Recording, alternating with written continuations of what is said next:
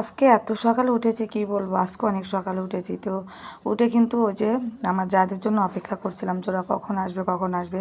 তো ওদের সাথে কথা ছিল যে আমি সকাল ভোর 6টার আগে উঠবো, আর 6টার সময় আমরা সবাই মিলে যাব নাঙ্গলবনে। ওখানে আমরা গঙ্গা পূজা করে আজকে স্নান করে আসবো।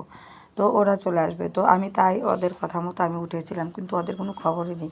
তো ওদেরকে ফোন দিলাম, ওরা ফোনও উঠায় না। তো যাই হোক, ওদের অনেক কাজও ছিল, আমার তো এখানে কোনো কাজ ছিল না, শুধু আমি ঘুম থেকে উঠেই চলে যাবে এমন একটা। আর ওদের অনেক কিছু ছিল, যে গঙ্গা পূজার যত আয়োজন, তারপর লুচি হালুয়া করা, আর অনেক কিছু পূজার সামগ্রী নেওয়া, সব ওদের দায়িত্ব ছিল আর কি। তো ওরা যাওয়ার সময় আমাকে ডেকে নিয়ে যাবে। তো যাই হোক, তারপরে আমি আবার একটু ঘুমিয়ে পড়েছিলাম। তো আমাকে এসে যখন ডাক দিল, তারপরে উঠে কিন্তু আমি চলে এসেছি ওদের সাথে 8টার দিকে। তো আমি আর আমার ছেলেও এসেছে। তো প্রথমে আমি শিবাকে নিয়ে আসবো না, ভাবলাম যে হয়তো জায়গা হবে কিনা গাড়িতে। তারপর দেখছি ওরা 2টা গাড়ি নিয়েছে, তো গাড়িতে খুব সুন্দর জায়গা হয়ে গেছে। তো তারপরে ওরা বললো যে ঠিক আছে শিবাকে নিয়ে নেন। তো শিবাকে নিয়ে চলে এসেছি। তো হ্যালো সবাইকে, সবাই কেমন আছো? আশা রাখি সবাই ভালো আছো, সুস্থ আছো। তো নতুন একটা ব্লগে তোমাদের সবাইকে জানাচ্ছি স্বাগত। তো এখানে আমরা চলে এসেছি নদী পাড়ে, আর নদীতে আমরা এই তো নদী পার হচ্ছি, সবাই নৌকাতে উঠে গেছি। আর এখানে দেখো বড় একটা জাহাজ আমাদের সামনে দিয়ে চলে গেল। জাহাজ না, এটাকে বলে শিপ, সেটাই।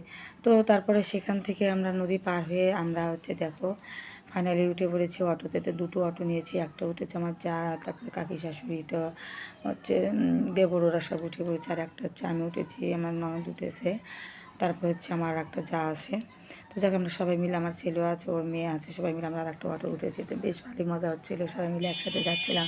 এইসব সময়গুলো কিন্তু অনেক মিস করি, অনেক সময় ঠিক না বন্ধু। তো ফাইনালি আমরা মন্দিরে পৌঁছে গেছি। এসে দেখো এখানে পরশুরামের একটা মন্দির, তো সেইখানে কিন্তু প্রণাম করে নিলাম আগে, কারণ প্রথমে এই পরশুরামের মন্দির। আর এখানে এটা স্নানের ঘাট। কিছুদিন আগে রামনবমীর মেলা গেছে, স্নানের মেলা এখানটাতে। আর এটা ঢাকা নারায়ণগঞ্জে, মানে এদিকে আর কি। তো এখানে কিন্তু অনেক অনেক অনেক দূর থেকে সবাই লোক এসে স্নান করে। এত স্নানের সময় তো মনে করো যে পা ফেলার জায়গা থাকে না, এত একটা কি বলবো, খুব একদম ভরে যায় একদম। মেলা হয়। তো আমি কিন্তু অনেকবারই স্নানে এসেছি, যেহেতু আমার বাসা থেকে তেমন একটা দূর হয় না। তো খুব হলেও আধা ঘন্টা 3 ঘন্টা এরকম টাইম লাগে, 3 ঘন্টার মতো। তো আজকে আমরা সবাই চলে এসেছি। তো এই দেখো মন্দিরের আঙ্গিনাটা একটু তোমাদের সাথে শেয়ার করছি। পুরো ভিডিওটা তোমাদের সাথে শেয়ার করতে পারিনি, সময়ও ছিল না আমাদের। তো এখানে দেখো এখানে ঘাট আছে, ওই পাশে আর একটা ঘাট আছে, এখানে বড় বড় অনেকগুলো ঘাট আছে। তো ওই ঘাটে লোকজন স্নান করতেছে, কাপড় চোপড় ধুইতেছে, যেহেতু আমরা পুজো করবো। তো এই জন্য আমাদের এই ঘাটটাই চুজ করলাম। তো তো এই জন্য এই ঘাটটা দেখো। আর এই ঘাটটা তালা দেওয়া থাকে, এখানে কিন্তু ঘাট এদিকে গেট করা আছে। তো পণ্ডিতরা তালা খুলে দিল, তারপর সবাই নেমে পরিষ্কার করা হচ্ছে। ওই রাজীব দাদা আমাদের সাথে আসছে, তো রাজীব দাদা পরিষ্কার করতেছিল। তো তারপরে ফাইনালি কিন্তু এখানে আমাদের স্নান করা হয়নি, কেমন একটু গর্ত সাইজে রয়েছিল। তো আমরা ওই দিক থেকে স্নান করে এসে কিন্তু পূজাটা আমরা করেছি।